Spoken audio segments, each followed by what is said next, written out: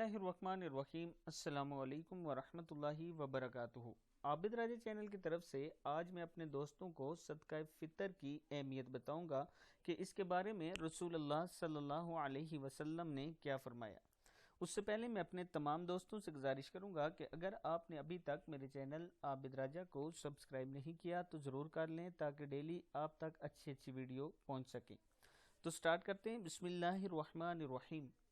हज़रत अब्दुल्ला बिन अब्बास रज़ियल्लाहु ताला अन्हु फरमाते हैं कि रसूलुल्लाह सल्लल्लाहु अलैहि वसल्लम ने सदका फ़ितर को लोभ और बेहुदा बात से रोज़े को पाक करने और मस्कीनों की परवरिश के लिए मुकर्रर फरमाया है।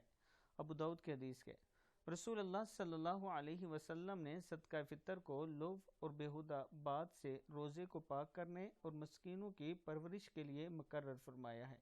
सदक़ल्लाहुल अज़ीम। इस वीडियो पर आपने खुद भी अमल करना है, सदका फ़ितर अदा करना है और इस वीडियो को आपने आगे ज़रूर शेयर करना है। अस्सलामु अलैकुम वरहमतुल्लाहि वबरकातुहू।